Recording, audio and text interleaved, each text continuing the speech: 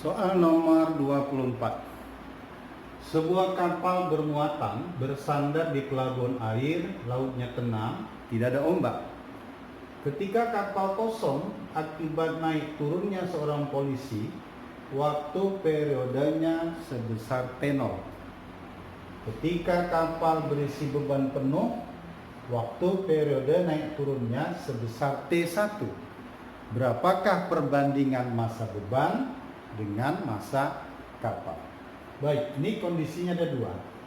Ketika kapalnya kosong, tentu yang memengaruhinya di sini adalah massa si kapal. Periodenya T0. Lalu pada saat kapal berisi beban, tentu massanya gimana? Massa si kapal ditambah dengan massa beban. Ya, jadi ketika berisi beban, massanya massa kapal ditambah massa beban, periodenya T1. Yang ditanya, berapakah perbandingan massa beban dengan massa kapal? Baik, bayangkan kapal atau perahu yang naik turun di atas air, osilasinya diasumsikan sama dengan pegas. Maka ingatlah rumus periode pegas. Ya, baik. Dalam hal ini kapal atau perahu diasumsikan sebagai pegas. Maka ingat, periode pegas adalah 2V akar massa dibagi dengan konstanta pegas. Berarti dari rumus ini perhatikan, waktu periode berbanding lurus dengan akar massa. Ya, waktu periode berbanding lurus dengan akar massa. Maka kalau kita bandingkan periode awal dengan periode kedua setelah terisi penuh, maka ini sama aja membandingkan akar massa keduanya. Karena periode berbanding lurus dengan akar massa. Sekarang perhatikan. Ketika kosong, massanya adalah M. Berarti T0 sebanding dengan M.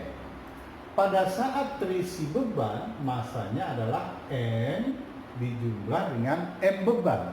Maka massa kondisi terisi penuh, massa kapalnya dalam hal ini M, ditambahlah massa bebannya dalam hal ini siapa?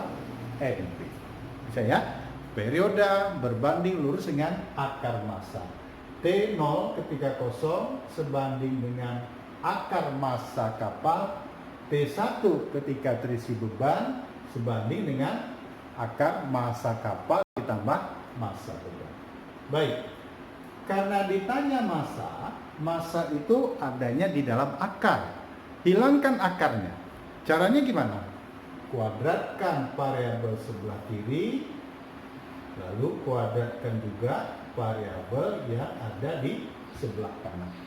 Sehingga kalau ini dikuadratkan, perhatikan, T0 dikuadratkan T0 kuadrat, T1 dikuadratkan T1 kuadrat, sebelah kanan hilang akarnya. Berarti tinggal di sana massa dibagi dengan massa ditambah dengan massa beban. Baik. Sekarang coba variabel yang ini semua sukunya sama-sama dibagi M. Coba sama-sama kita bagi M. Perhatikan. M bagi M. M bagi M 1. M bagi M juga 1. Nah, yang ini M beban dibagi dengan M. Sehingga penulisan ini kalau semua sukunya dibagi M, kita akan peroleh nilainya adalah 1 dibagi dengan 1 ditambah MB dibagi dengan M. Bisa diikutin ya? Variabel yang sebelah kanan ini setiap suku-sukunya sama-sama dibagi M. Ya. M bagi M, M bagi M, MB dibagi M. Itu sama ya, boleh secara matematis.